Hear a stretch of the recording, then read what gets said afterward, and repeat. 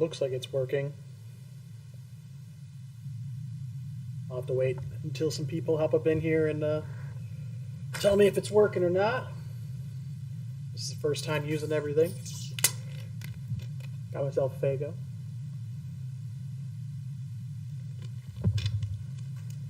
Looks like it's working.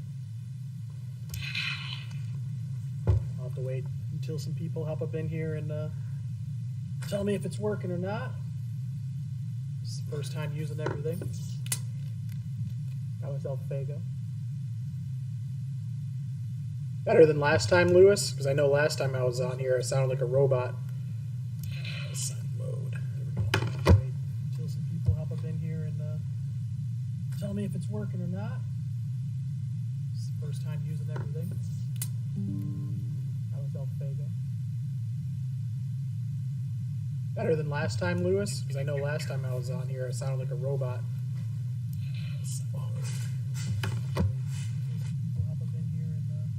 Right. Tell me if it's working or not. First time. Nice. All right, so the plan is to start streaming every Sunday. Better than last time, between like 1 Central Time to about 3.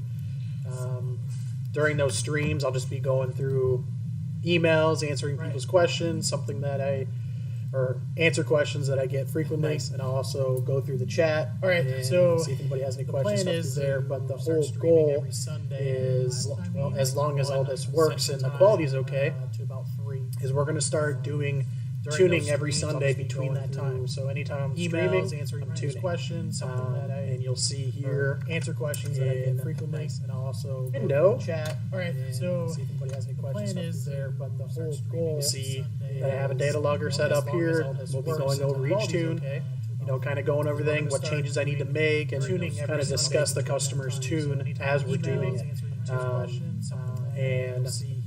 And that, I hope, what that does is get more customers to want to do their tuning all in one day. That way we knock it out and they don't have to wait. Data logger set up here. We'll be going over each tune, kind of going over things, what changes I need to make, and kind of discuss the customer's tune as we're doing it. See, that's why I need to do a test run. Make sure this is all working. What that does is get more customers who want to do their tuning all in one day. That way we knock it out and they don't have to wait. Data logger set up here. We'll be going over each tune. Kind of going over things, what changes I need to make, and kind of discuss the customer's tune as we're doing it. See, that's why I need to do a test run. Make sure this is all working. What that does is get more customers who want to do their tuning all in one day. That way we knock it out. Yep, overlapping audio. Okay. Let me see if I can fix that real quick.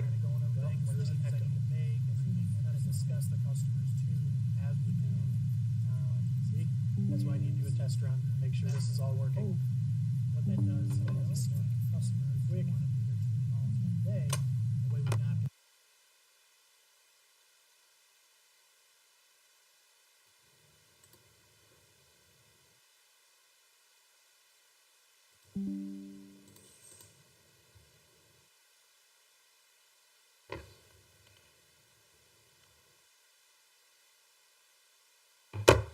All right. I think we got it fixed now. I think it's because I had a window open with the YouTube stream, seeing if it was still working, but I closed it and that should fix it. So I'll give it a minute and we'll see if the audio is fixed.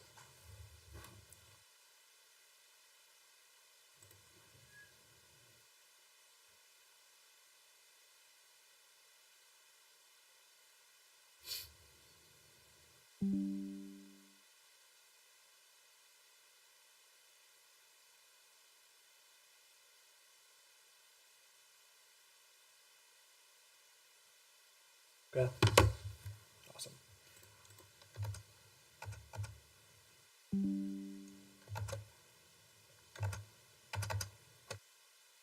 Go. Make sure this is all working.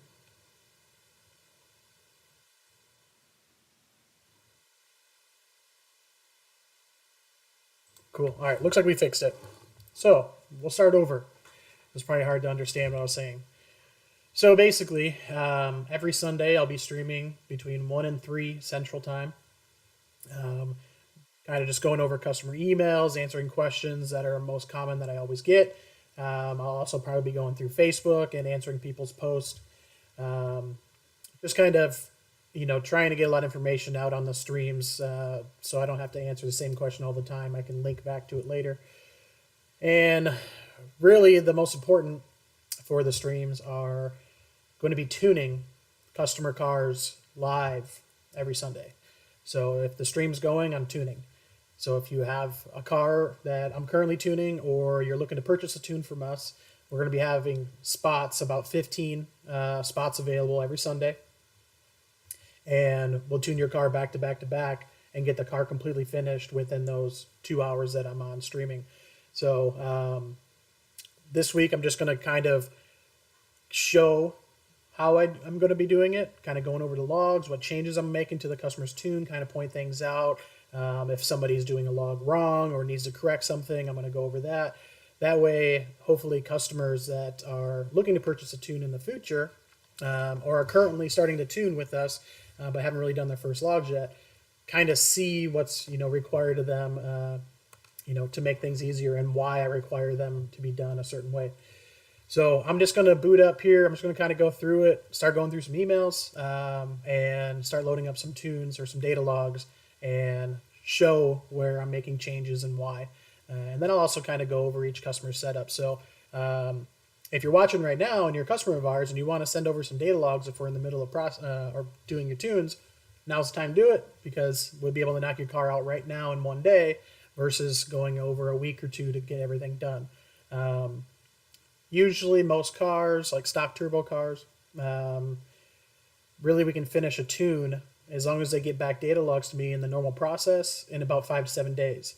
But sometimes, if you have issues with the car, or I have to go, I'm doing other things and I don't get to the email right away, and our ETA is usually 5 to 7 days, like I said, for a reply, but usually it's like 2 to 3 days.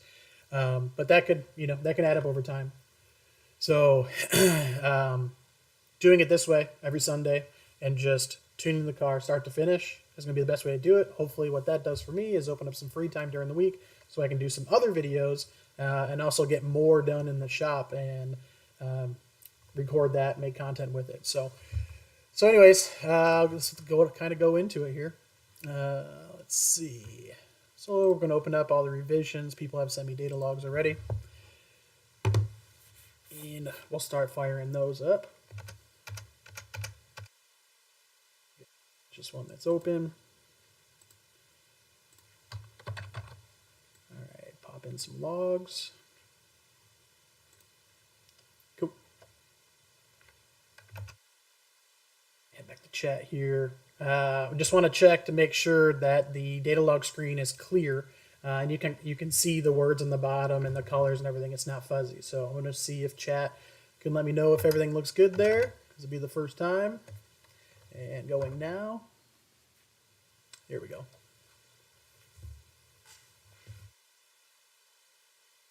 Just let me know if all those words are clear and everything.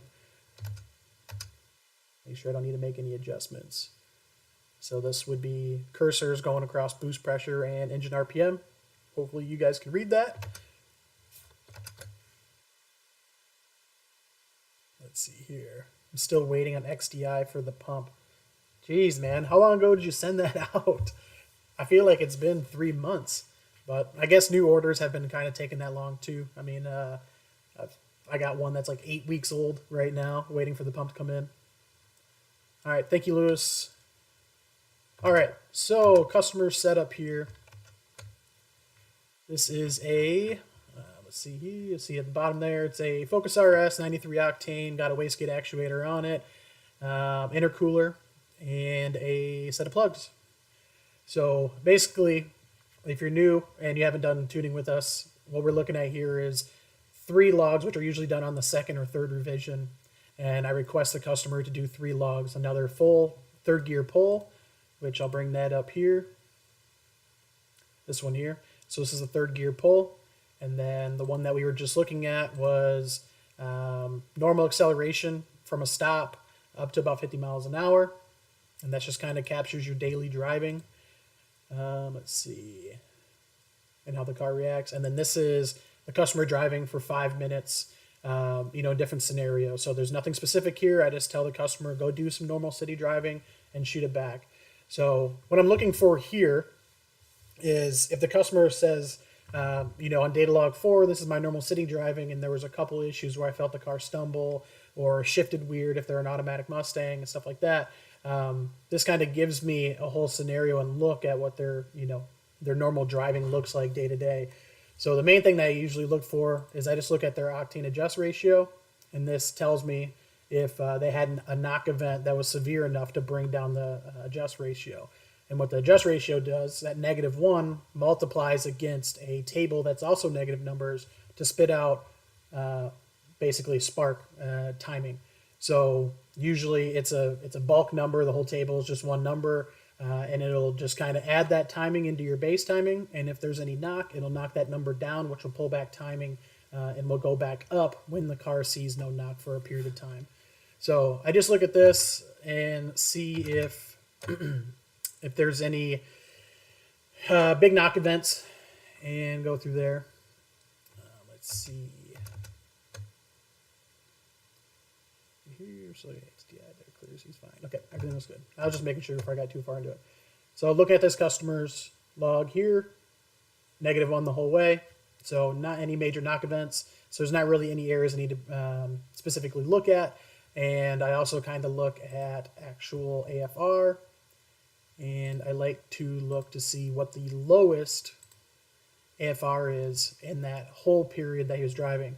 So up here, it might be too small for you to see, is it says 11.02. That was the lowest AFR it saw in that 5 minutes of driving. So that's not of any concern. If it was super high or super low, like 9s, then I would look in those areas and see what the scenario was, see if it's something that needs to be addressed.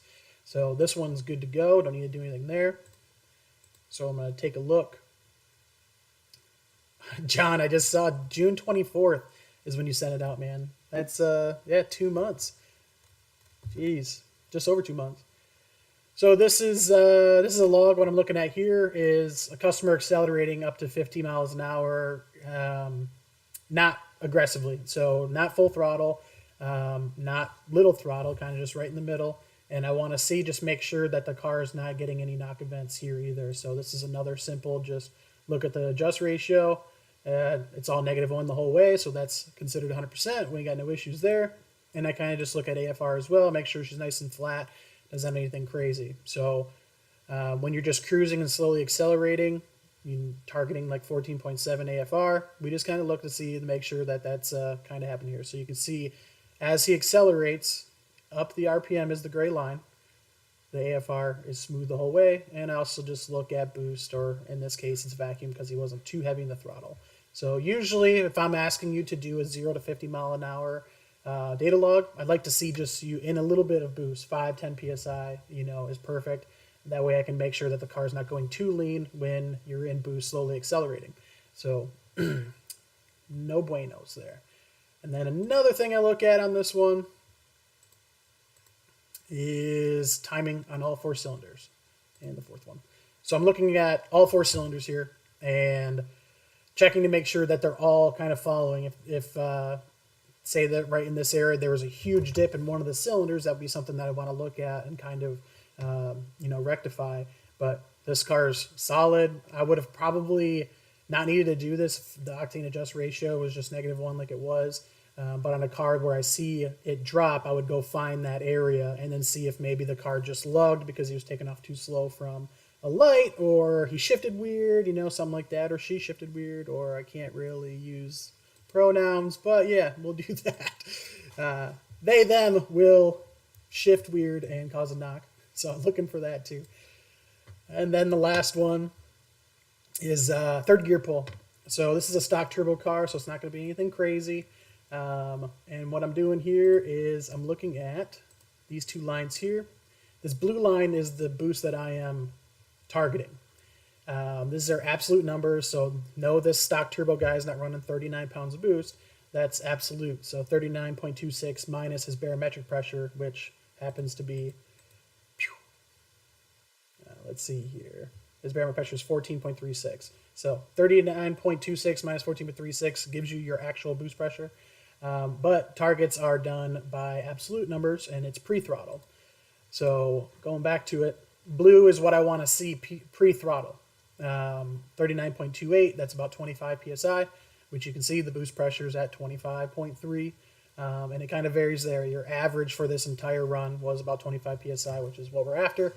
But you can see in this area right here in red, we're just overshooting just a little bit. It's not a huge deal because this green line here will show you that's the throttle. The throttle is closing that extra boost out, so it's not getting to the engine.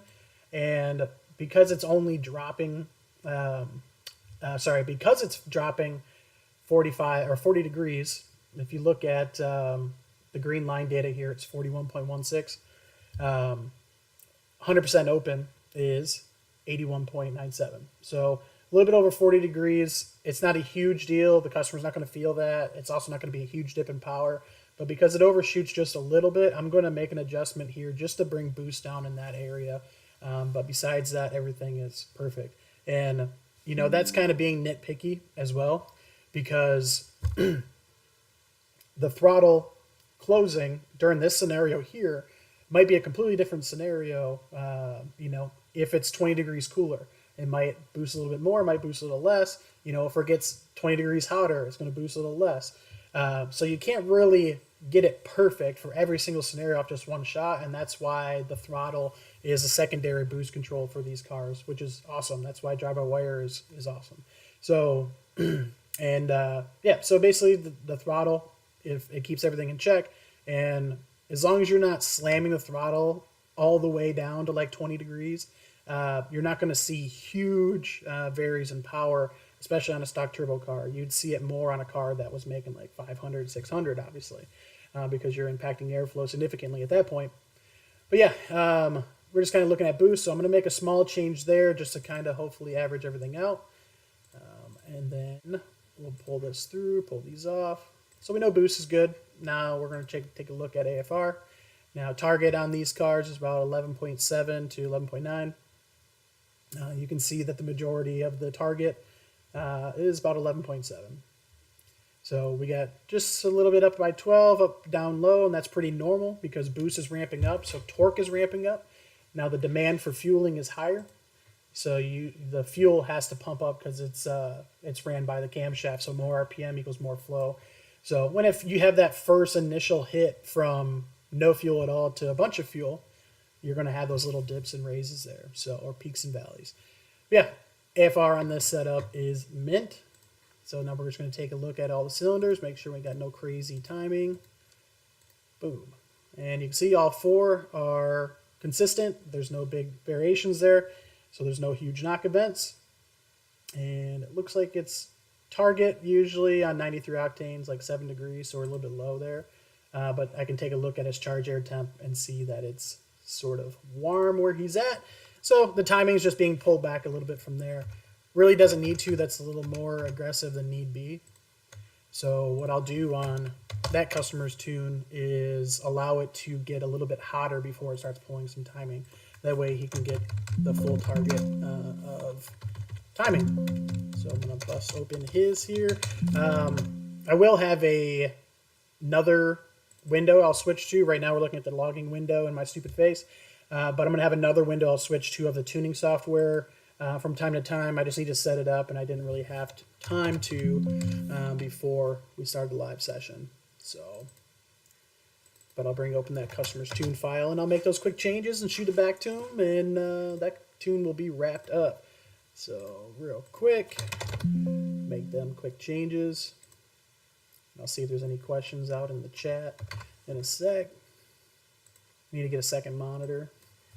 I haven't set one up yet. As you can see, I'm at home, not at the shop because it's a Sunday, so nothing cool in the background besides a bucket and a iron for clothes. All right, so we got that. Adjusted charger temp to not pull timing so aggressively, and then we made that quick change for boost overshooting just a hair. So I will right back to the customer, and I just bought a new keyboard, so I'm probably going to jack this up a couple times.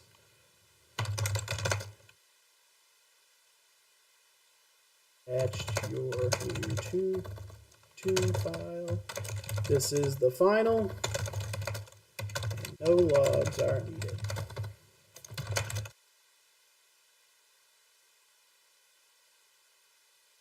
All right, cool. Got that one done. So again, if you're just hopping on here, I haven't even looked to see how many people are on here, but this will be saved on the channel so you can watch it again later.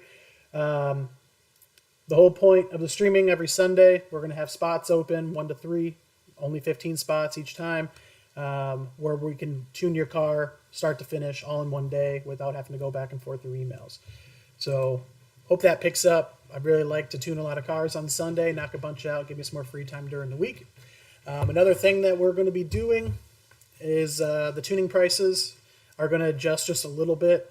We're going to drop the single tune price. It's at $300 right now. We're going to drop it down to $200. We're going to see how that goes. The pricing, you might look at all the other tuners out there and stuff, and their pricing's kind of been the same for a while, but a lot of the other tuners don't have shops and employees and everything too.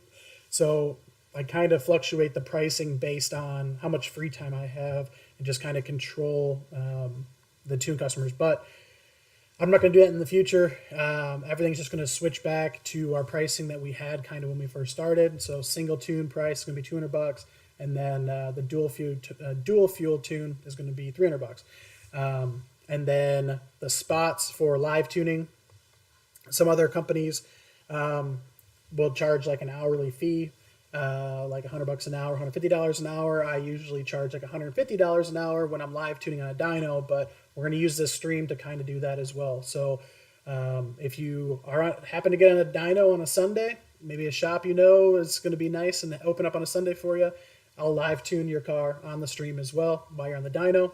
And then if you're just on the street like normal, that's awesome too. That's what I'm most likely going to get and what I'm hoping for.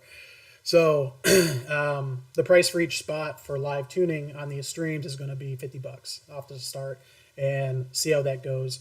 I don't want to have it too expensive where people don't want to do it, and I don't want to have it too cheap where there's too many and then it backs up. So I think 50 is the right spot, and that just, it saves you time. It's $50 for time, and my time as well, and all that is going to go towards doing more content in the future. All the money will go towards cameras, towards guys that can edit the videos that I record, stuff like that. So hopefully we can at least do one stream a week, and then also one video upload from the shop as well through the week. So I'm going to pop open some more tunes here. This is a big turbo Mustang with port injection on E85. It's got a built block in it as well, and some Ford camshafts, which aren't really a big deal. Not a huge difference. Click clack. Nice. Yeah, I know. I bought a keyboard. I bought a different keyboard to get quieter because I have a gaming keyboard at home. So I bought this keyboard, and it's not very much quieter. The tones or the keys are deeper, but they're still just as loud. So I didn't fucking fix anything. So, but let's go ahead and take a look over at this guy here. So again, this is EcoBoost Mustang manual E85. It's got a 5558 precision turbo kit on it, external wastegate, and port injection running that E85. So on this guy's last tune, some guy's asking about brake recommendations in the comments or in the chat. Nice. So going back to it. Big turbo car. Last time that I reviewed this guy's logs, he was going lean. So that's the first thing I want to check out. Is see how his fueling is. And for 85, it's not too lean. 12.5 is usually target. 12.0, 12.5 is usually target. And we're just a little bit lean here. And more than likely, that's just because we need to bump up the port injection. So, and we're going to check out the boost next. So you can see our target is up here. That's the purple line. Pink line is where he's at. So we're just a little bit under target. I didn't raise boost up in the last tune. I made changes to get a little bit more fuel in there from the DI side, the direct injection side. So I'm pretty much maxing out the direct injection side with the port injection tune that we have on it right now. So we need to get our fuel from the port injection side, or port injection side. So I am going to bust open that software real quick, make those changes, and shoot it over to him. And, we will make sure that he is getting fuel, and then we're going to turn up the boost on this one because it is a built engine, like I mentioned. I want to check low side too. Yeah, so he's going to need purple's our line for target for low side fuel pressure. Pink is what we're actually getting. So he's starting to starve the low side fuel pump out right now. So I know this guy tested at like basically right on 80% ethanol, so it's high up there. He could mix down if he doesn't want to do a fuel pump right now. He could mix down ethanol to like E50 and still make the same numbers, and that'll take less stress off the pump, the injectors, and the port injection side. So I'm going to recommend to this customer that he does a low pressure fuel pump upgrade, and just for now to keep everything in check, I'm going to bump up the port injection side to add some more fuel, which I haven't installed. This is a new computer. Haven't installed the software yet. Damn it. Here we go. We'll get that going. It's probably going to break everything.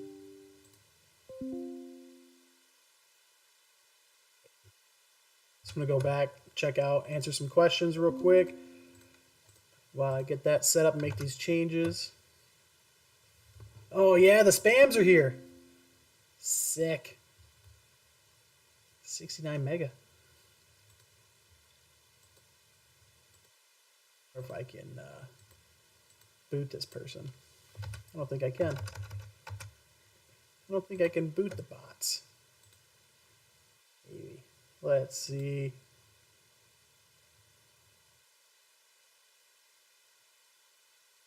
Damn. Here we go. Cool. So if anybody has any questions, go ahead and shoot them over while I get this thing loaded up. Yep, there goes the spam bot. I removed him. I figured it out. So,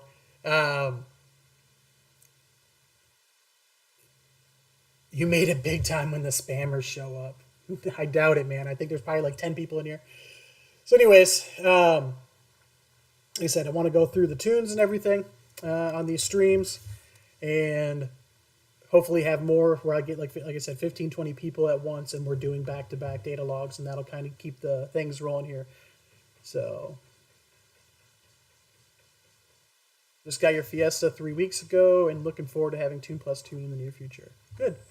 I look forward to working with you on it. All right. So we're added in here. People don't know or haven't experienced. So port injection on a direct injection car, there's two ways to control it. If you have a standalone, it does it automatically, but most people don't have money for a standalone because it's about $8,000. So we got to use a split-second controller like we use in our kits. So the software is called R4, is built in like 1995. It's terrible, but it does the job. Don't have any issues with it, so don't fix it if it's not broken. So we're going to open up this customer here. I wish I could show it on the window. I'm going to have to get that set up for the next time too, so people can see what changes I'm making. So Ricky, open up his tune file, and we're just going to spit some more fuel in there on the port side. Oops. Open that up. And we'll just enrich the whole top end where he was lean.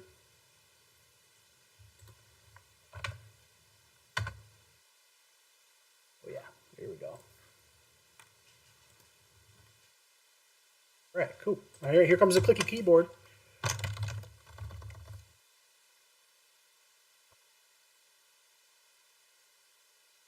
The split second, tune attached, and relog. We need to make sure we get fueling in there before we do any other changes. More timing, more boost come to that car. They need to make some steamers. Browse this PC. This software is so damn old, man. It sucks. Let's go. Cool. Shoot that off to him. If I can sort out my steering sensor issue this week, we'll do mine next week. Okay, yeah, that sounds good, Eric. And also, I got your shifter at my shop. So it's just been sitting up there waiting for you to get your car done so you can swing by and we can toss it in. And then John, would you be able to reactivate my port injection to make it easier to start since my pump is still faulty? It doesn't build pressure. If you have the stock pump on it and we haven't changed the tune yet, that's probably your issue. So shoot me an email on that. We can do it right now. Shoot me an email on it and I'll check it out, make sure you have everything set up for the stock pump correctly. And to make it start easier on the 85, we're going to do that through the stock ECU side on the Cobb side. We're not going to use port injection to try to start the car. That's port injection is only reserved for when you're going in boost. So for starting, we need to add more fuel during crank. So we'll do that through the stock ECU on the Cobb side. All right. Pop open new logs. We got. All right. I think Kevin's on the stream right now. That's this log here.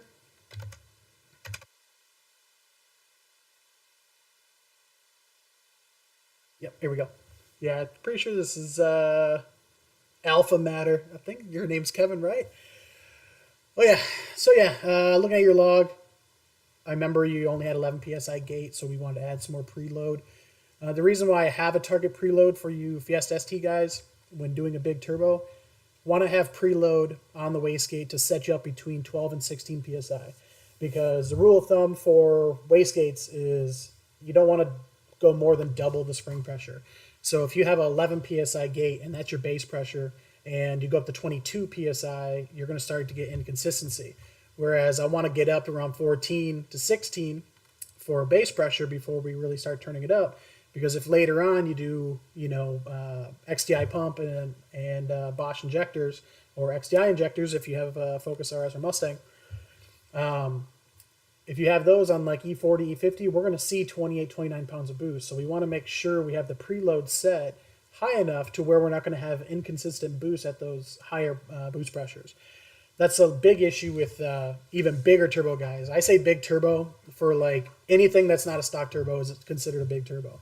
But say we go up to a GTX 2860 on a an actual manifold, not an adapter from ATP or anything, or like a Zona kit, anything like that, anything with a big turbo on it, and you have an external wastegate. If the manifold's not built right, you're going to have boost creep in the top end. And so guys, to combat that, what they do is they add a lower spring, because when it creeps up top and it sees 25, 26 psi, and they're only shooting for like 22, they got to drop their base pressure in order to stay below target, because the wastegate's just taken off. So 14 to 16 psi, if we double that up, that's more than the map sensors can read. If you're making more power than that, then we just raise the base pressure up. We go up to about 17, 18 when you're wanting to make like 30, 35 psi. So this spring, it's just on 91 octane, so it's not a huge deal that we add a bunch of preload to this to get 11 psi spring to have a base pressure of 14 to 16. It's not a huge deal. So what we're going to do is I'm just going to run with it on this one. 11.5 is decent. Let me check his elevation. So he's basically at sea level for elevation, so I'm not really concerned about it. If he was higher in elevation, I would probably add even a little bit more preload, because that turbo needs to work harder in order to overcome that barometric pressure, or that lower barometric pressure being up in elevation. So this is just a quick one. Basically, this is his base pressure tune on our base map. Looking at 11.3 pounds of boost, and it's tapering off a little bit up top. So what I'm going to do is I'm going to bring in more boost. I'm going to shoot for this white target, or this line here, the 39.25 PSI. Again, if you weren't listening earlier, that's absolute. It's not how much boost we're trying to run on a 91 octane Whoosh hybrid Fiesta ST. So you can see our boost pressure is only 11, so it's not overboosting. So we need to bring that boost up. His target in the end is going to be about like 24.5 to 25 PSI. So I'm going to pop open his tune real quick. Bring that up. Kevin Puz. I don't even know how to pronounce your name. Corpuz? That sounds good. Let's see. All right. So we're going to see what he was making peak boost at. It's about 3,000 RPM, so that's where I'm going to start ramping it up. As you can see, the boost is tapering down. So we want to bring our boost pressure up from here and then increase wastegate duty cycle to flatten that out. Get a nice flat boost curve. And our target was 39.25, so that's where we got to start.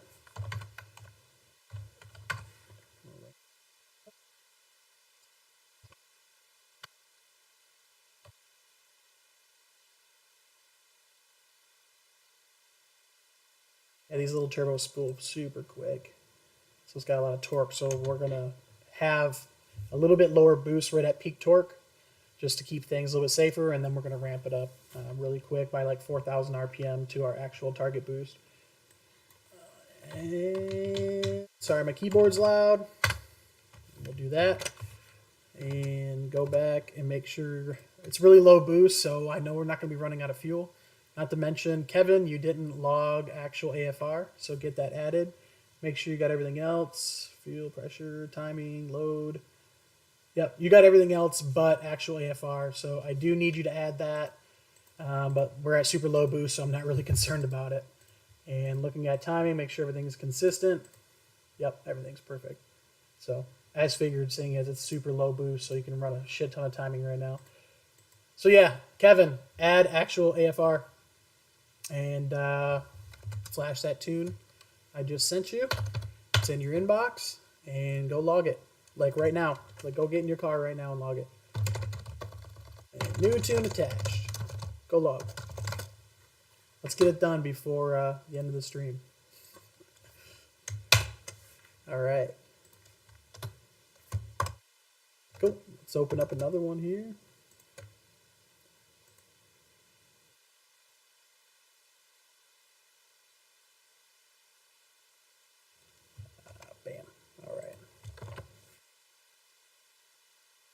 Yeah, I just had to buy a new computer. It's Windows 11, so I'm still trying to get used to it. She's a little goofy. So this is a customer in South Africa running on 94 octane or equivalent to whatever they have over there at 94 octane. So he has one of our built long blocks. So our short block, our head, has a Precision NX2 turbo on it with our hot sauce actuator, which is like a super high pressure actuator that's meant to get the most power out of an NX2. She's a little spicy. So going back to it here, this customer had an issue with his pump. He has an XDI pump, and it was only making like 90 PSI after a couple of days of driving. So this customer is actually, I just have a tune set up with for his injectors only from XDI and a stock pump. So the XDI pump got sent back to them. They're going to fix it, send it back to him, and get him taken care of on it. So right now we're just going to be conservative on the tune because we're not really, we don't have a high pressure pump. And it's only 94 octane, so we really can't get crazy power, even though it's a built engine. The car's going to be knock limited. So you can only run so much boost before a fuel's going to knock. And these cars absolutely need ethanol or race gas or methanol injection to really make power. They don't make a lot of power just on boost only. I could have a car making 24 PSI and go all up to 30 PSI and keep the timing the same, and it'd probably only pick up like 15, 20 horsepower and that huge jump. So we want to get timing in there to really make that power, and that's why pretty much every eco that makes big power is not a pump gas car. It's race gas or it's ethanol. So for this customer here on NX2, the max is going to make is like 550, 565. On ethanol, we really only need like E50, E60 because there's really no good Focus RS low side. A little bit of echo. Sorry, I'm just reading comments too at the same time. I'll address that in a second. So this Focus RS doesn't have a good low side fuel pressure upgrade. So that's basically the intake pump.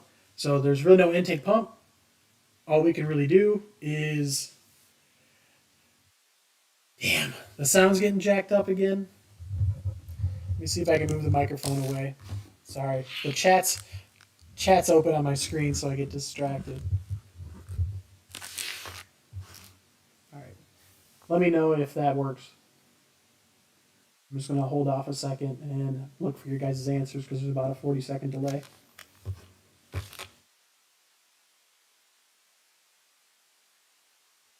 That time for the Fago.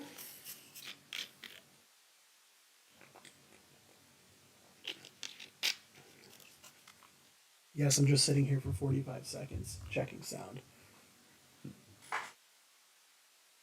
I had the mic up against the monitor, and it might have gotten sound from the back.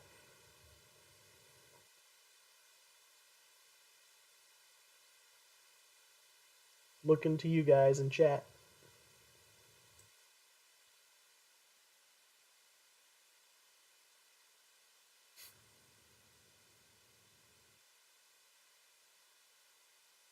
Check out these emails.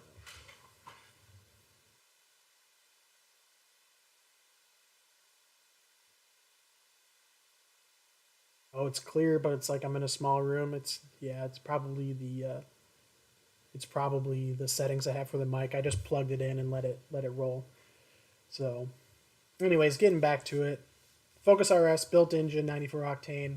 Sent his XDI pump out because it was having some issues. He's only on injectors only, so you can see as we're starting to push it, getting some bigger boost in there. His fuel pressure is tanking at peak torque. And that's because it has our ported head and upgraded cams in it. The head flows so much that the stock high pressure fuel pump cannot keep up. It's way too much air. So even at 24 pounds of boost, this car is already running out of fuel on the low side. The high side.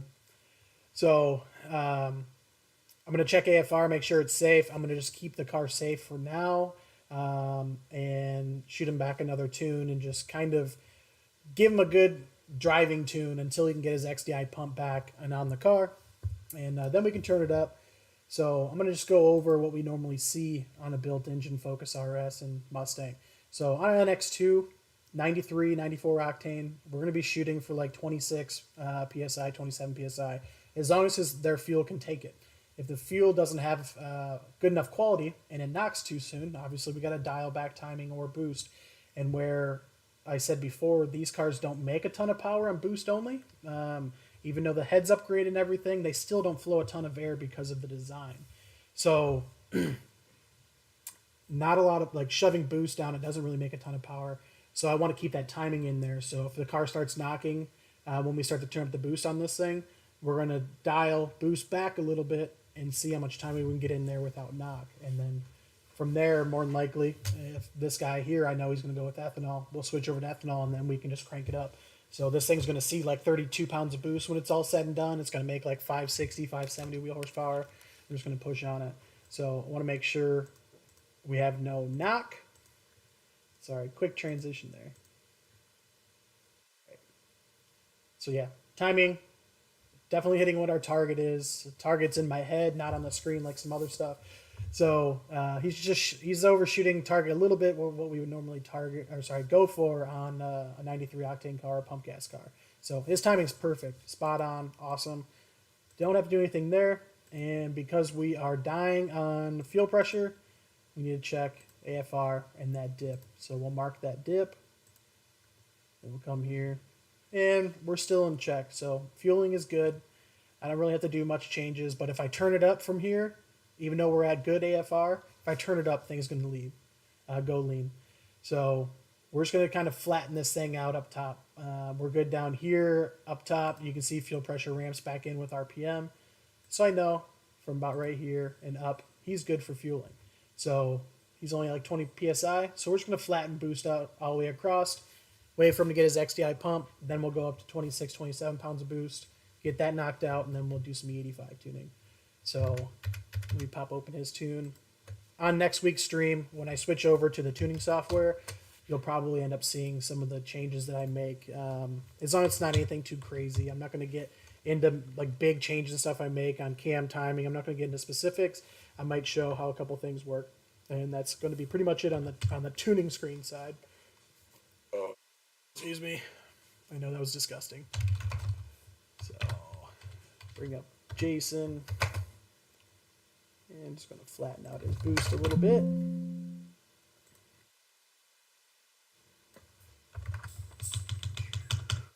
That ton of wastegate to work with because he has our hot sauce actuator. That is our hot sauce actuator for Precision NX2 turbos is a Cummins diesel wastegate actuator that we modify to fit the NX2 turbo. So those guys can run up to like 60, 70 pounds of boost on that actuator, even though it's even internal. Usually they're used on the compound turbo setups where there's a big turbo and a small turbo spool in that big one. There's usually a big external wastegate on the pipe that goes from the small turbo to the big turbo. And then you have an internal wastegate controlling that smaller turbo. I need to keep it more compact, and it seems internal wastegate helps with spooling a little bit faster. So, but that's what we do. We take a Cummins turbo wastegate actuator, we modify it to fit an NX2, and then we shove it full of springs. That way we can run like 35 psi in NX2. So now some other companies are going to go out there and try making our actuators because I gave out the secret sauce. But I don't give a shit.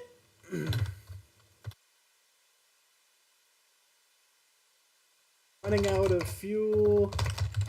Down low. It's going to keep it. Keep boost, torque, there. Yes, you can hear my keyboard, and I'm sorry.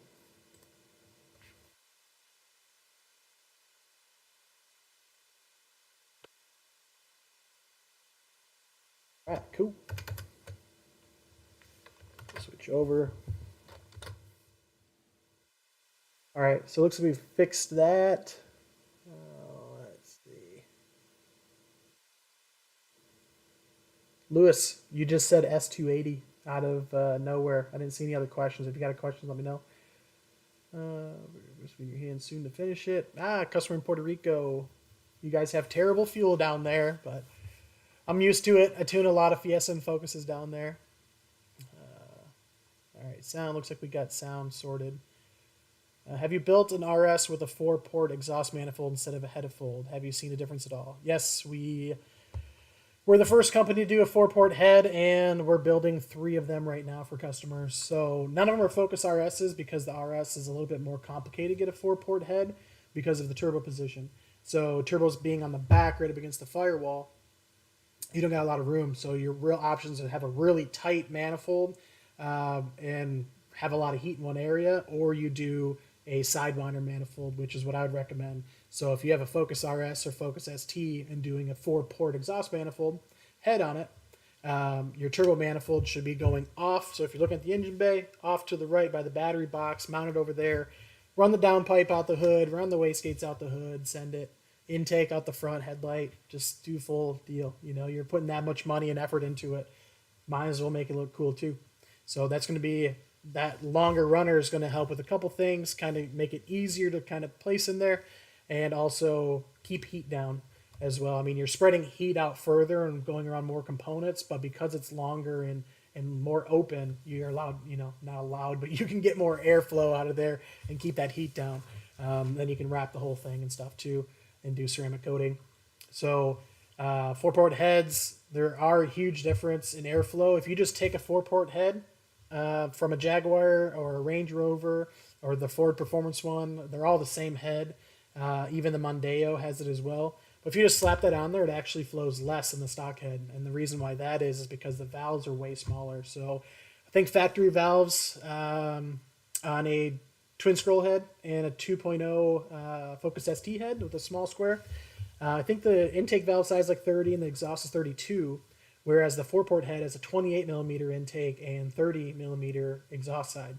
So what we normally do is we do a plus 3 millimeter exhaust valve and a plus, a plus 4 on the exhaust, and we do plus 3 on the intake. And that gets us a step above the factory size valves. That gets us some airflow. And then on the exhaust side, you have a ton of material to port out. The ports are D-shaped and they can be hogged all the way out to be full circle. So I think our intake side was like 180 on a stock type head, and that's going to be pretty much the same on I'm talking about stock baseline numbers. So 80 CFM on a completely stock intake side cylinder head, and the 4-port head has the same exact intake side So there's really no gains there at all. It's all going to be the same.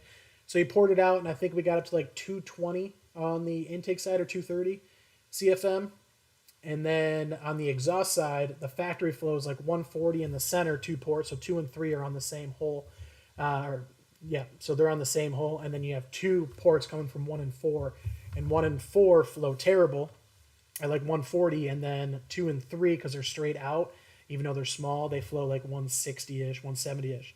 On the 4-port head, we get up to like 240 on the exhaust side, somewhere around there.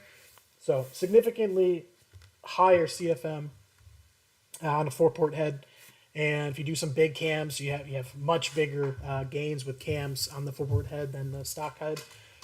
And the 2 engines that we're building, one that we're just finishing, the fab's all done. I posted pictures of it. That car just needs to come back to me from fab, do oil lines, coolant lines, and fire it up. That car's going to be like 700. It's just going to be conservative for the build that we did. The build is set up for 1,000 horsepower. That's the way we did it, and that's what we were going to shoot for, but the customer kind of changed his mind because it's taken a long time. Getting somebody to fabricate it and everything, COVID, everything just kind of pushed it back, and it's been a while, so he just wants to get it back, so we're going to do like 700 on it. And then we have another customer, EcoBoost Mustang as well. We're doing the 4-port head, everything, the same exact build, but upgraded main studs as well, going to 625 plus main studs instead of the off-the-shelf ARP 2000 stuff. That engine is built for 1,000 horsepower, and that one he's going to want like 700 on E85, and then if we do a race gas tune, we're going to do it up to about 1,000. So it has the biggest Zona turbo on it, so it has enough airflow, has the build, and we're going to build the fuel system all custom that's going to flow enough to make that 1,000 wheel horsepower mark. So that's through an auto. If it was a manual, it'd be a little bit easier, but you can only do so much. It'll be slower being a manual. Plus MT82 suck. So if you want to go fast, get an auto. Drag racing, that is. So, sorry, I really wanted a tangent there. Frederick, really need to do the plug change in mine and send an updated log. Work and life have said other things more important. I feel you there, dude. So, checking out some emails here. All right, so John, you got some hard start logs. You were just saying that the car was starting hard on E85. So we got 2 logs. Hard start. Let me switch the screen. See the log that he sent over. This is his car trying to start here, looks like. Yep. So EcoBoost Mustang, built engine, upgraded turbo, fuel system, everything, but his XDI pump is out as well. Getting fixed. I know not very many tunes we looked at, and we had XDI pumps on 2 of them, but I swear it's not a common thing. It just happens sometimes, especially on a little bit older pumps. The new ones don't really do it. So you can see he only got up to like 183 RPM here. The issue that we have with trying to diagnose a hard start on these cars is it doesn't get air fuel. It doesn't really have any readings for trims and air fuel until the car's actually running for at least 30, 45 seconds.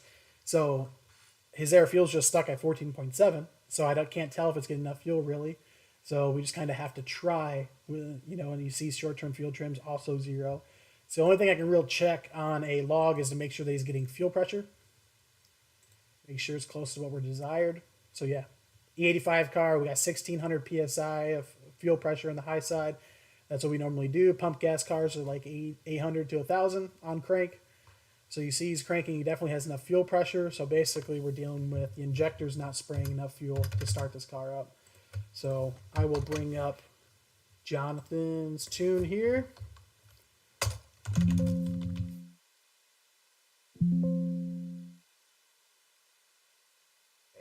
Can never type your name right.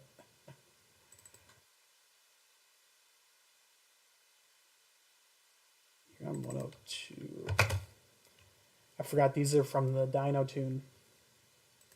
So I didn't have the full file name in there. It's X102. Alright, so I'm going to make sure, because you're on stock pump, we need to make sure that your stock pump settings are in there for the fuel pump.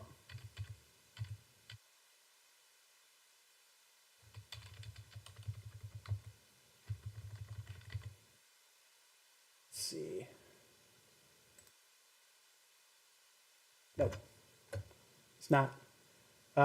John, in the chat, let me know. You on the stock pump right now? You should be. Stock high side pump.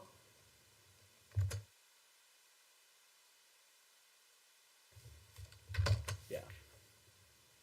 So if you're on stock high side pump, we got to change all your settings back for the high side pump, and that's probably going to be the source of your hard start issues because the pump's getting way too much voltage. It's not the bigger pump from XDI. So that is likely what your issue is, but what we're going to do is we're going to toss some fuel in during cranking as well. That's all good. Timing. All right, we're good there. Timing during crank.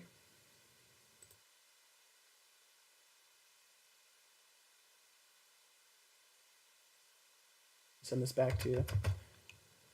Oh, sweet. You are going to have check engine lights now, sir, because I just updated your tune, and the COP software no longer allows us to disable check engine lights for downpipes. So I'll talk about that in a second because people freak out about that, and it's super annoying. So we're going to fucking go through that right now. So flash and try that tune I just sent you, John. See if that fixes the issue.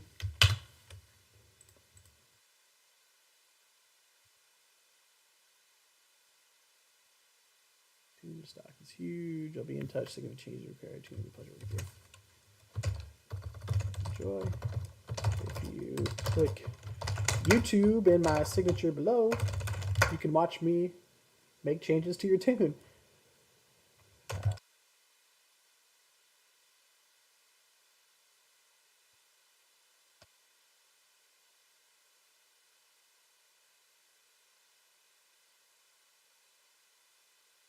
Cool. Be cool to be able to send a customer a YouTube link after I make their adjustments and go over their tune, their data logs. Just shoot back a reply with a new tune, even if they're not watching the stream. They can come watch it later.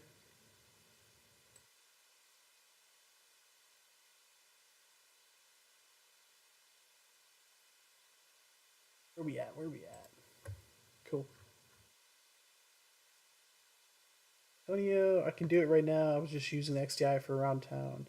Send you logs again. All right, John, go flash that tune. It's set up for the stock high pressure fuel pump. So flash that, see if that fixes your issue, and also just go drive around and check things out. Make sure it feels good. Pablo Cruz, Trash Fiesta update. Yes. So we have a shit ton of customer cars in the shop right now. And I have cars scheduled all the way out until January, February next year for builds. So Trash Fiesta is just kind of pushed aside right now. It was waiting on parts, but I just got those parts last Tuesday, and that's for our Fiesta ST built blocks. So all of our built blocks for Fiesta ST, even though we haven't launched them yet or anything, I'll give a little bit of info here. Every single block's going to be sleeved. Every single block is going to have upgraded head studs in it. So we use 625 plus ARP head studs in all of our 2.0 and 2.3 builds. Focus RS, Mustang, Focus ST, even an Edge. That a customer, or not an Edge, what the hell is it? Escape. So we're doing an Escape build for a customer. But anyways, we use 625 plus studs in all those. The length of them for the Fiesta is the same as the 2.0 and 2.3. Issue is that the thread pitch on the block side is different. So every block we do is getting sleeved, and then every block we do has to get new threads put in for the head studs. And the way we do that is with custom inserts we had made by TimeCert. So it's kind of similar to helicoil, but it's much stronger. We drill the block out. We thread it for the outside threading on that TimeCert. And that outside threading, we do a coarse thread. We do a bigger thread for more bite to hold in the block. And we also run the green Loctite in there, which you'll never get off. So we green Loctite every single one in. So blocks drilled, modified, tapped, the inserts put in, and now we can run the 625 plus bolts in there, or studs in there. And we need to do that to keep the head from lifting on the Fiesta ST because that's one of its major issues, which is an issue for all EcoBoost platforms. So it doesn't matter if you have the 1.6, the 1.5, the 2.0, 2.3, or 3.0, 3.5. All of them have head gasket issues or head lifting issues, and you need to keep that head bolted down So we do the 625 plus studs. That's the best. For anything over like 700, we will drill the block out for the 2.0 and 2.3, and we'll do a 1/2 inch stud from a 10 millimeter stud. Excuse me. So, and that's how we do the big stuff, and that requires the head to be drilled and stuff like that. It's just a huge mess. But it's required. If you want to make power, you got to spend the money. So, the inserts that we had made, they were on back order. We had a bunch made. Didn't realize we were going to go through so many during the initial testing. We wanted to get the install 100% right and make a jig for it. So we blew through like 100 inserts getting that right and testing. So I had to wait for more inserts, and then they were closed for like a week for inventory. It was just a huge mess. But the inserts came in, but I got a customer's car in front of ours that needs to be done first, which we're doing right now.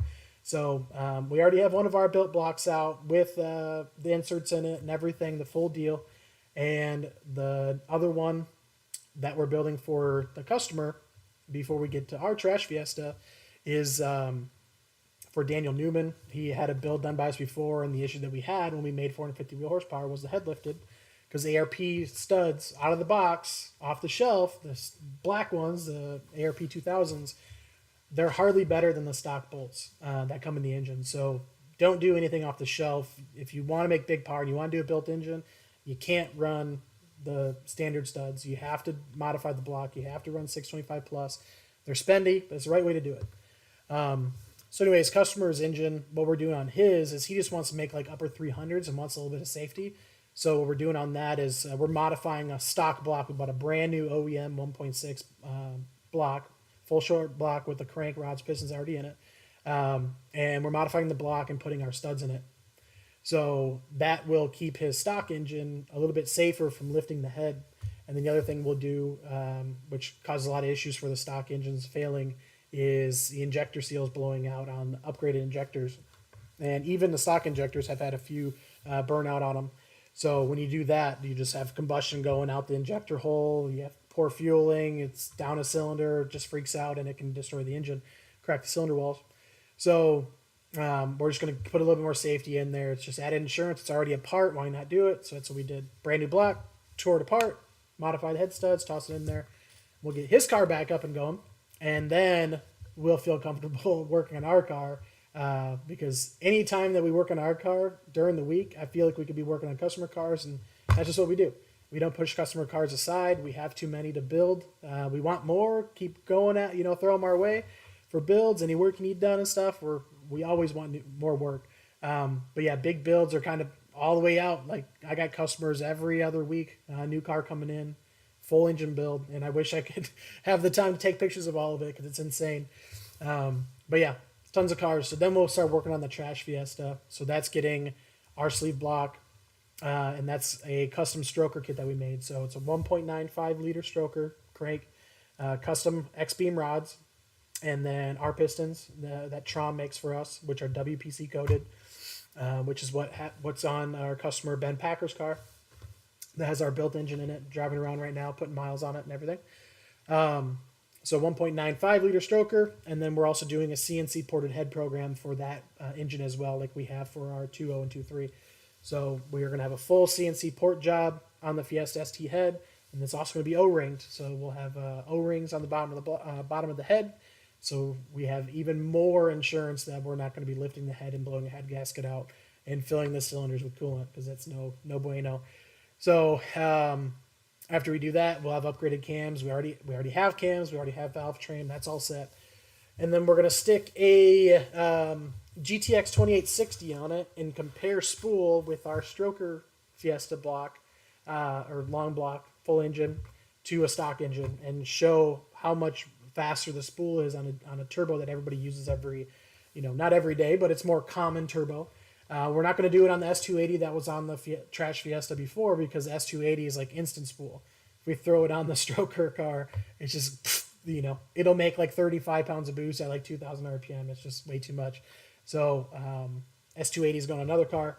We're going to throw GTX 2860, get our preliminary testing done and everything, and then when it's time to make the big boy power and destroy the transmission, we're going to do a full Zona turbo kit on it. So will be a Sidewinder turbo mounted over by the battery box in the ECU, downpipe, go back the other way, going out the hood, wastegate going out the hood, intake coming down, like I said earlier, out the headlight and all that shit. So um, the Trash Fiesta will probably go down south sometime this winter and maybe do some track times. We'll do all the preliminary driving and testing and doing the street stuff up here and the dyno and all that stuff. But I'm in Minnesota, and when it's wintertime, you can't go racing. So unless we do ice racing. So what we'll do is we'll probably take it down south, Oklahoma or Texas, anywhere that's open. Probably end up in Houston because they got a good track that everybody goes to in the winter. Get some good DA and set some records, I guess, with it. So it's all full interior again. It was all stripped out, but now it's all back together. So not too long, but probably at least 2 months before it's running. Maybe next month, who knows. So, and the customer just asked me about long block options, so I'm going to just send him the video when we're done and give him a timestamp. We had a customer with a built engine, upgraded turbo, and didn't install a boost control solenoid with it. So I was wondering why I had 0 boost control, and that's because there was no boost control. The solenoid was gone completely. The wastegate is hooked up correctly minus the solenoid after installing longer hoses. What tune number should I install? I mean, no. Neither one of those. We were good to go. Did a quick step. Alright, so this guy had no boost control, so we raised up boost on it to see if we can get a response, and there was no response. So now that he fixed it and installed the boost control solenoid that should have been there, it's going to overboost now. So we need to go in and lower the boost back to get our base pressure, an accurate base pressure. And we can actually tune the car. It's only at 93 now, so I need some E85 in this dude's life to get some actual steam out of this thing.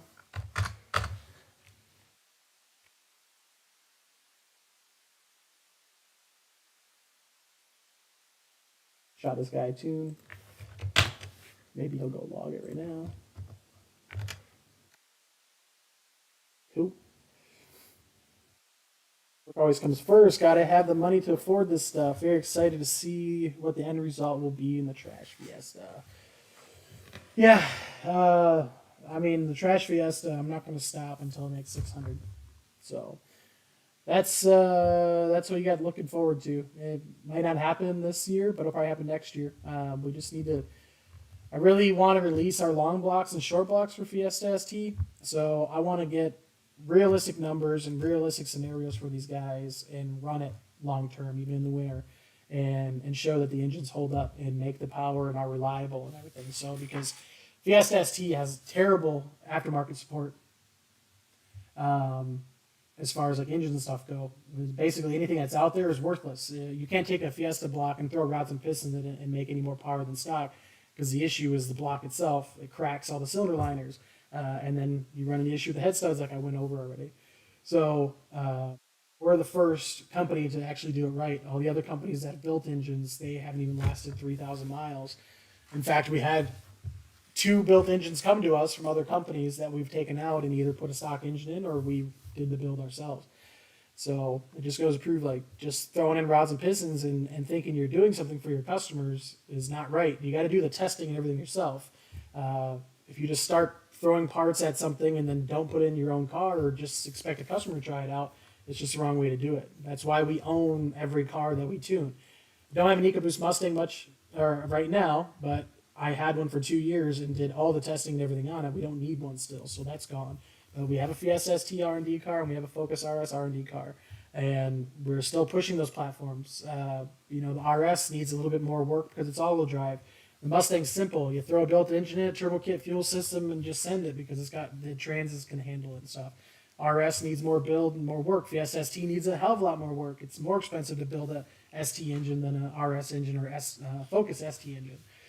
So that's why we have those cars. That's why we test it. And other companies, they don't. They don't even own a car to tune it. They just learn tuning on somebody else's car. It's stupid. So seeing as we're not looking at a log, just look at my face. So would it be redundant to run my existing single port aux fuel together with an upgraded high pressure fuel pump and injectors if I'm not really planning to push beyond 350 wheel horsepower. So I know that this is a Fiesta ST because of the customer's name, but also because it's single port aux fuel, which nobody does on Focus ST and Focus RS. You just do 4-port setup, run full 85 and send it. So high pressure fuel pump is already upgraded, injectors are already upgraded, and you're not making more than 350, so you're not maxing out the fuel system, so you don't need additional fuel going in there. All you would do is you already have plenty of fuel for your power you're making, and I think you're on E50, I believe.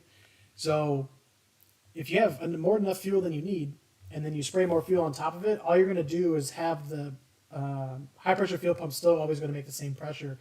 But the factory injectors or the upgraded injectors, the Bosch injectors, are going to spray less because you're spraying too much fuel in and it's getting too low of fuel trims, meaning it's pulling a lot of fuel out, and it's just going to go lower. So you're really not gaining anything. If you're already running ethanol, you're already fairly clean. You don't have to worry about valves coking up. That's more of a pump gas issue. But if you did aux fuel on top of it, all you'd really do is just get a little bit cleaner valves, and that's pretty much it. You would just overcomplicate the setup. If you end up making more than, say, 430 wheel horsepower with E50 upgraded low side fuel pump, because your fuel pump's out about that horsepower, 420, 430 on E50, you do a big pump and you get to about 430. Now the Bosch upgrade injectors aren't flowing enough fuel. Now you need to spray aux fuel on top of it. So that's what we did for Daniel Newman's 450 horsepower Fiesta ST. We ended up running ethanol, and then we ran out of fuel fast because it had a full ported head and everything on a full build. So it ran out of fuel faster because the head flowed more air. So we switched over to race gas, and we made it to like 420, and then we started running out of fuel on race gas as well. And then we put methanol on top of the race gas. So the methanol that we used, we used the methanol for additional fueling, just like aux fuel would. So methanol can give you a little bit more fueling room, headroom, but not like aux fuel, because methanol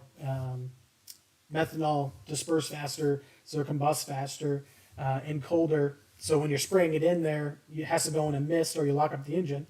So because it's just a mist, you're really only getting just about 25% of what an aux fuel system can add for additional fueling.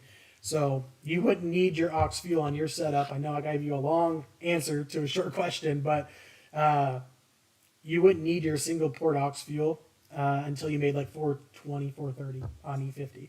So just leave the high pressure fuel pump and injectors to do their job. It's 100% controlled through the factory ECU, so it can make the proper fuel changes if need be. It can have a bigger swing for ethanol content if you accidentally fill up with E55 or E45 or 40. It can adjust for those swings a lot better because it's getting real-time adjustments versus the port injection just knows to spray at a certain RPM and boost, and that's it. So let's see if we got any more logs to go through. I'm sure I'll get one shortly.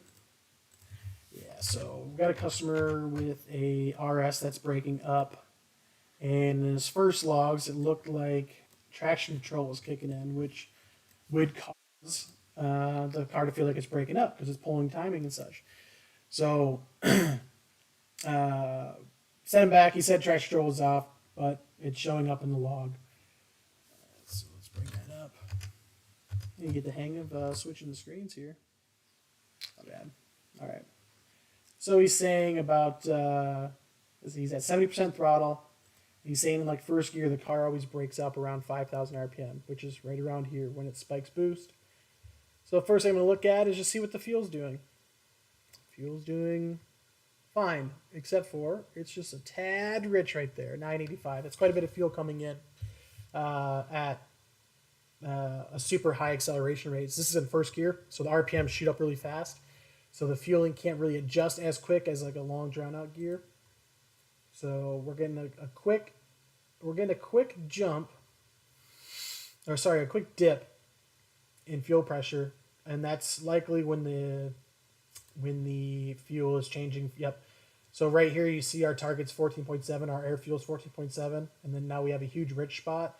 It's because it just switched over from cruising fuel, which is 14.7 target, into power demand. So when you go full throttle, it switches to power demand. So we have this big dip here, and that big dip is mostly due to the fast acceleration rate in first gear and the fueling trying to catch up from a big change. It went from just spraying a little fuel to a lot. So you have a big dip here, but also our fuel pressure is just kind of high for this setup. It's just a little bit high at this lower RPM. I could probably bring down fuel pressure just a little bit, but what I'm going to do is I'm actually going to dial back his port injection. He has port injection on this car, and now you can see it's dumping in a lot of fuel. So basically, it's harder for the computer, especially when you have port injection on top of it, layered. You have the stock ECU. It has no communication with the port injection ECU. So it can't just say, hey, stop spraying fuel. You're spraying too much. I have to go in and manually do all that and make those changes, which is the point of tuning. So I'm just going to bump this guy's fueling command. More than likely what happened is his ethanol content is lower than when it was originally tuned. So we got to find that happy medium. Just see if that addresses his issue. I doubt it. Probably have another issue going on, which I'll look at something else in a second. But I want to address one issue at a time. Yeah, I'm just going to take a look. Just on the higher end. So yeah, I'll just bring fuel down a little bit in the higher end RPMs. And we'll just see where we're at, 5,000. Yeah, that's about right where he said it was happening. So reduce fuel about 15% there. And we'll just see what it looks like. So that takes care of that. I'll send that over to him as well. And then another thing I want to look at is before his traction control is kicking in. We are having a big swing here. So the spark source is the source of where the timing is coming from in the ECU. ECU has 50 different spots it can pull timing information from, and multipliers and subtractors and blending tables, stuff like that. It's just insane on this damn car. So we see up here the 16, that big jump there. That's related to something that Ford calls an anti-judder. So it thinks that there's a little bit of judder, a little bit of shake between the engine, and it's trying to negate that by having a huge timing swing. So what we're seeing, because this car is making a lot more power, it's much more abrupt, and he can feel it because it's making like 430 horsepower. Yeah, so it went from having 10 degrees of timing to -1. So it's a huge swing. That's what he's feeling. So basically what we have is a mixture of, before I had traction control on, it looks like he addressed that, so we no longer have the traction control issue. We just have this anti-judder issue, which is an issue on built engines. This one's not built. This is a stock engine car. So next week's stream, like I said, I'll show access port, and I would show you where this is at. I need to open up that customer's tune file.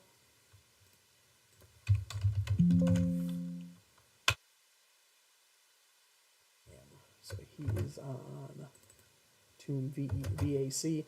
If you're a Tune customer, the reason why you might see that I say don't change the tune file name is because I want to make sure you flash the correct tune. Too many times, even when the customer doesn't change the file name, I go look at the logs and I'll look at the file name down at the bottom here. Right there, you can see Tune Plus E85 NX2 with an upgraded wastegate actuator, and then Tune VAC. Because this customer's tuned with us a couple times, he's got a couple letters there.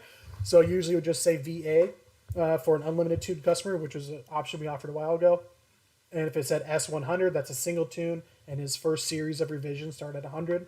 And then you have D100, which is dual fuel pro tune, which is going to be the dual for D, and then 100 is its first map. So, and then you go 101, 102, 103, blah, blah, blah.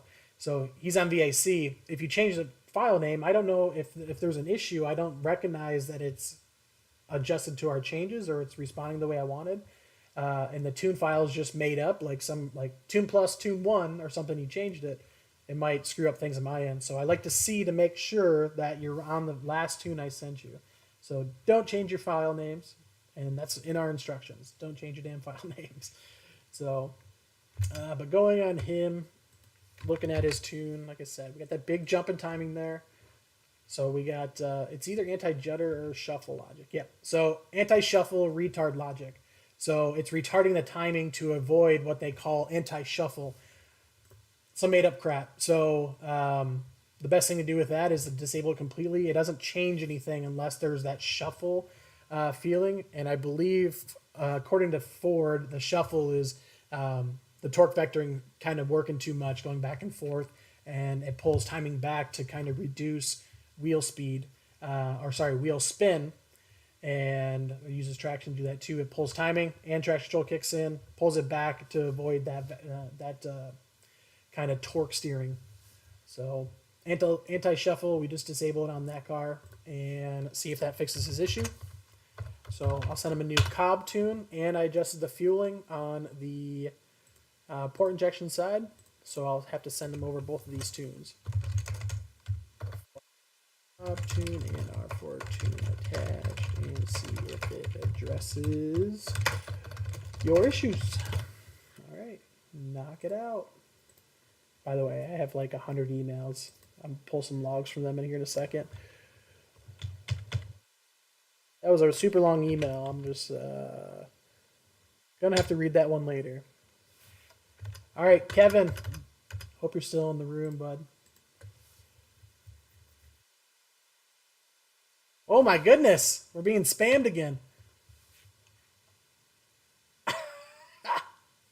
Nice. I love the name. Gordon Ramsay's donut. Nice. You donut. Them towers went down. Left. Oh my god.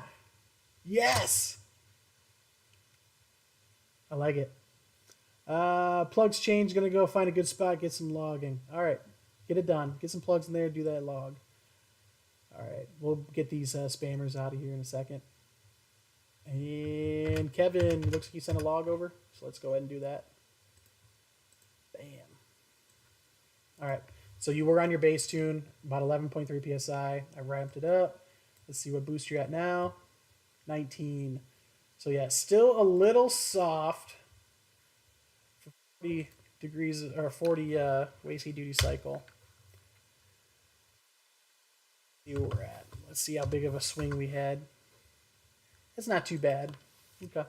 So we're still tapering boost a little bit on this car. So yeah, you're peaking out 3,300. Usually this turbo, we're going to hit target boost, about 24.5 pounds of boost, 25, around 3,500 RPM. So at 3,500, we're going to raise up boost. We're going to try to hit our target, and then we're going to ramp up wastegate duty cycle to flatten out this boost. So let me get you loaded up here so you can go back out and log.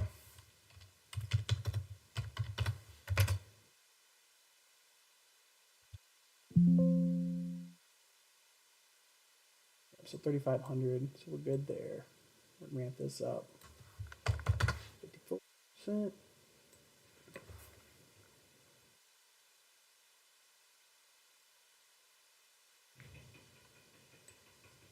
All right. We have for a swing or a ramp on your last one. We went from 40%, so we only had like a 7% swing. So you're gonna have a lot more top end in this log. Have a lot more bottom end too. You're gonna have a lot of torque down low, but it's gonna probably have a little bit more top end than we're shooting for. Or sorry, we're gonna get top end close to what we're shooting for. We might have to make a couple more changes to the low side. So tune coming over right now. Go log it, bruh. New tune attached to log. Yeah, go log it real quick. That way we can get this thing squared away. I got about 30 more minutes. Bam. All right. Tunes in your email. Yeah, so we got spammed like crazy. Jesus is the King of Kings. Adam, you did a fantastic job tuning my Fiesta. What is your name? What's your last name? That way I can look you up. Check out your setup. Let me see what else we got here for logs.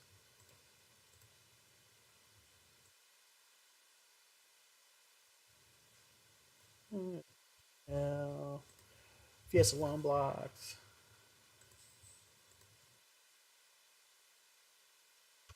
That's taken care of. All right, I got to go through this thing and sort out. Awesome. So starting next week, I'll probably make a post tomorrow or Tuesday. I'm gonna make a post going over all the streaming tuning options. So this I just kind of launched about 30 minutes before I started, and it's just kind of ironing things out. Make sure we got good video, good audio, stuff like that for next week. So next week we'll have kind of same situation, going over each data log, but live tuning about 15 customers. So you'll be able to see a blend of different setups. And for the customers interested in that, you'll send us a request through tuning at adamtune.com. If you're a tune customer and you want to get it all done in one day and be part of the live stream tuning session, just say it. Just email me. Say, hey, I want to be part of next week's live tuning session, and I'll get you added on the list.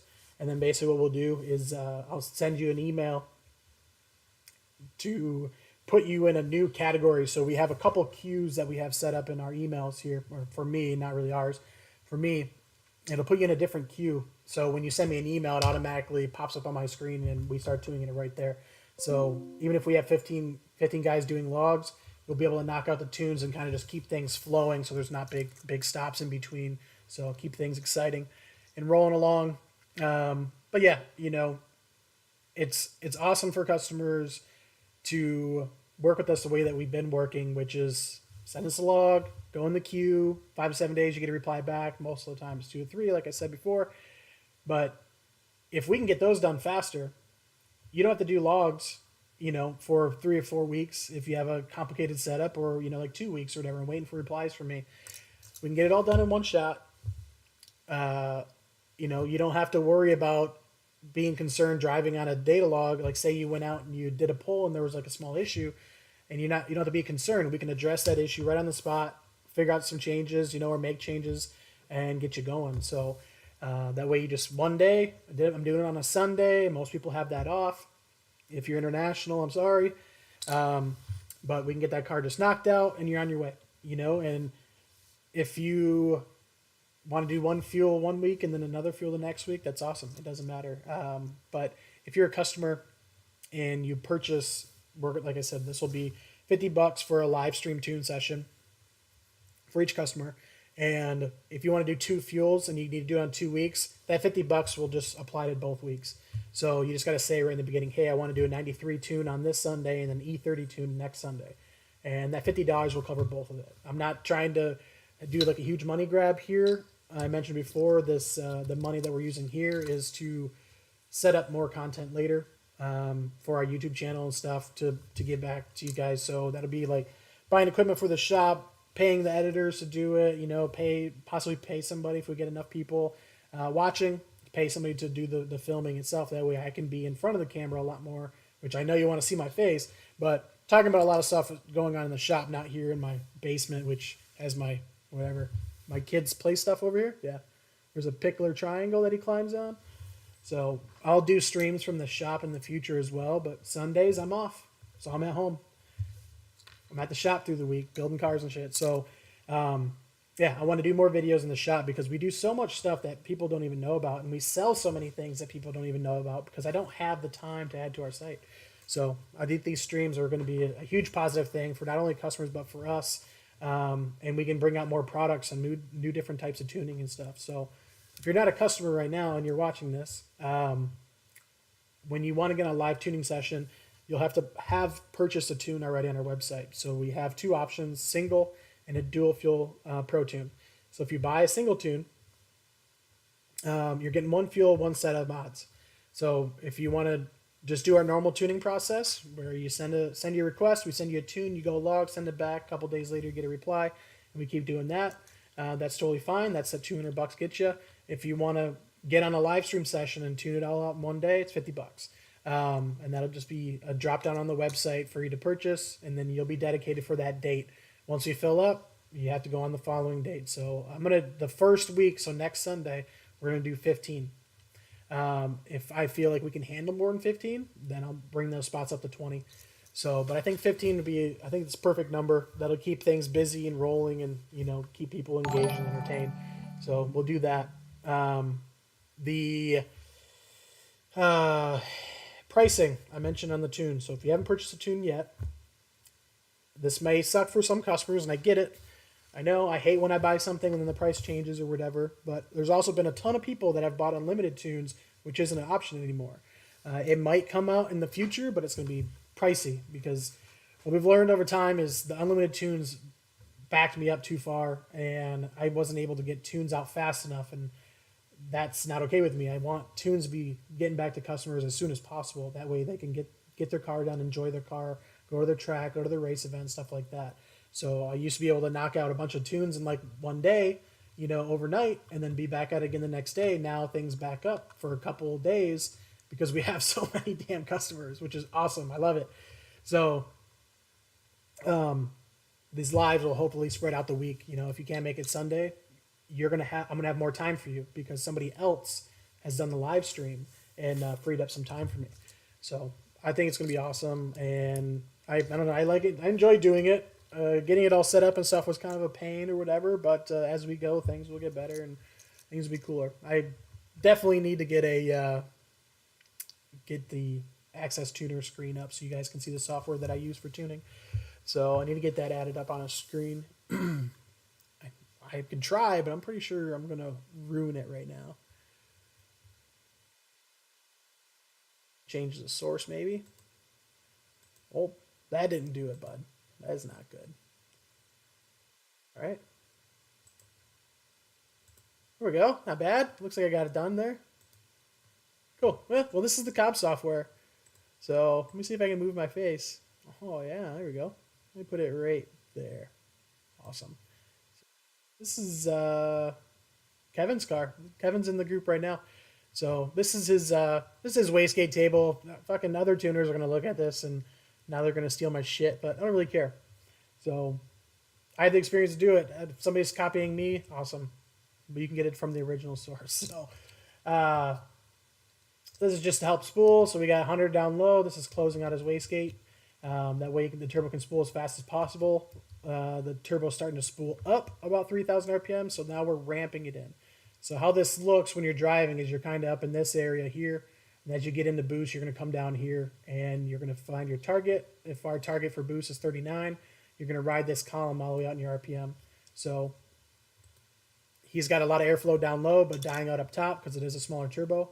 So we have less wastegate duty cycle here than up here. So that's Kevin's car. We're tuning his right now, the Alpha Matter Fiesta ST. So, yeah, we're just ramping it up. We're going to see what we can get. It's only a 91 octane car. It's a little bit high in wastegate duty cycle up top. That's why I like to have a little bit more preload, but he's got a soft spring. So if you add too much preload to a soft spring car, you're going to end up with, let's see here. Let me close this stuff out. Oop. Let me change it. Hello. Okay, bye. So yeah, we're back. So yeah, if he was running bigger power with the turbo, then I would ask for more preload and change out the spring. And because he has 11 psi spring, if we add a bunch of preload to try to get our higher base pressure, now you lost travel in the wastegate because it's preloaded too much. So you start to have a negative effect when you add too much preload, or you just have like a really small window for boost control, which sucks. So you want to have a nice, good boost control setup, proper springs, proper preload. That's why it's important. That's why I spend a lot of time on it. People have made posts online that they're mad that I spent 4 emails asking them to adjust their preload. It's because it's important. It's the most important thing you can do on an upgraded turbo. And that's why I like GTX 286s for Fiesta ST, and even the GTX 2867s and 30s for the Focus ST.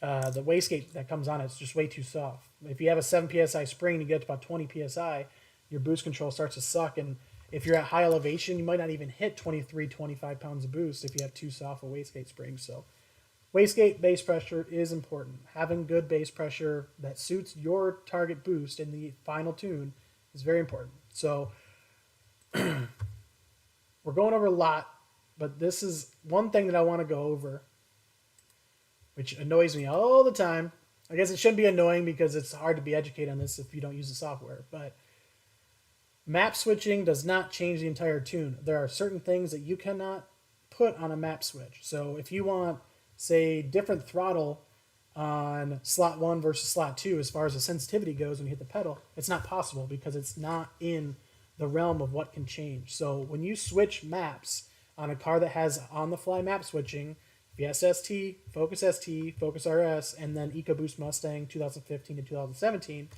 you're only changing a certain amount of things. So if we go on here, you can see we have boost by gear, so we can change how much boost is in each gear, but not the target, and also not specifically the wastegate duty cycle required for controlling boost. This is a multiplier. So I can only take your wastegate duty cycle and multiply it by a number, like 5%, 10%, 15%.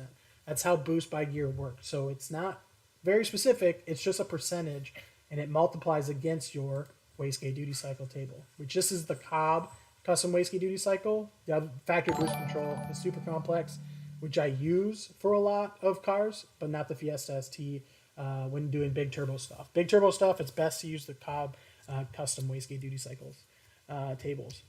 A lot cleaner, a lot more consistent results. So this is target for air fuel. So on map slots, you can change the target for your air fuel when you're in full throttle.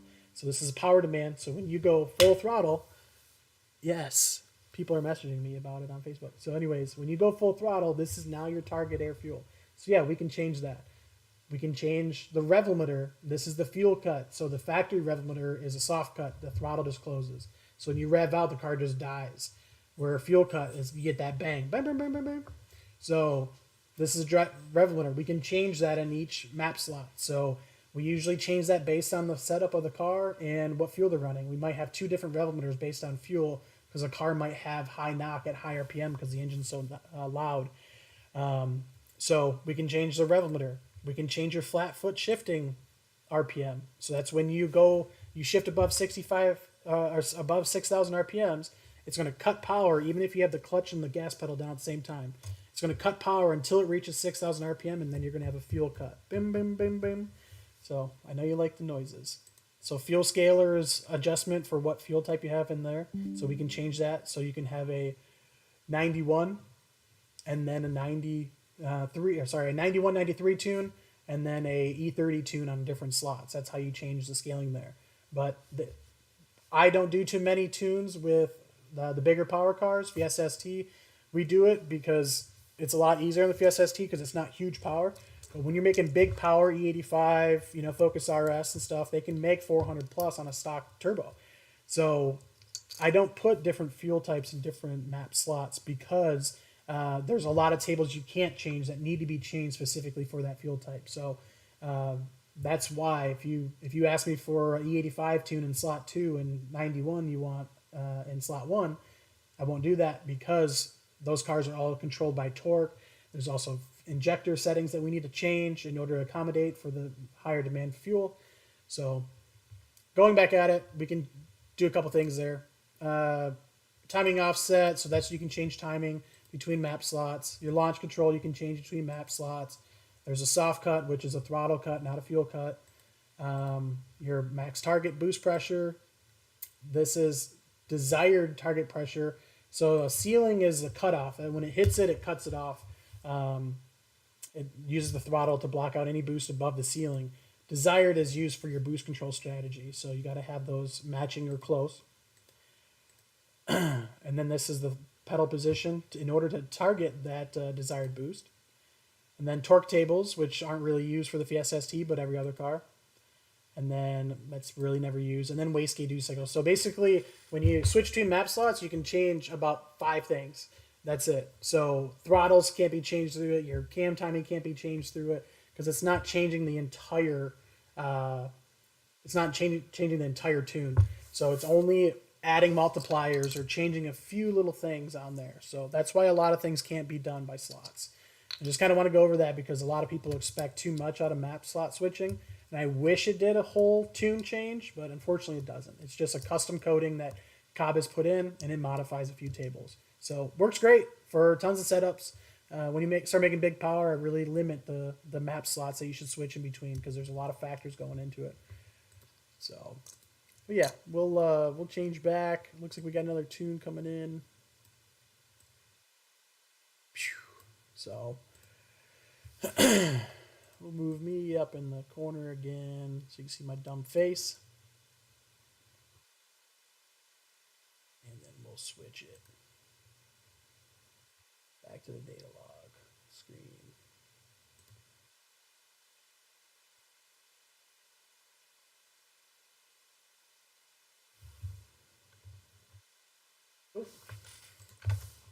Well, I'm going to do some writing up on how things are going to kind of go here in the future as far as the live stream tuning and everything goes. We'll probably do some other stuff. Well, more than likely, I'll have a live stream where we're doing a dyno tune. I know I'll be on the dyno this Tuesday, so I might fire it up and do a live stream on the dyno. It's just a built engine Focus RS, stock turbo, 93 octane. It's not anything crazy, but it'll be cool to see the dyno tuning process and do a live stream there. So, yes. I love people that use fake accounts to be assholes on the stream. Nice.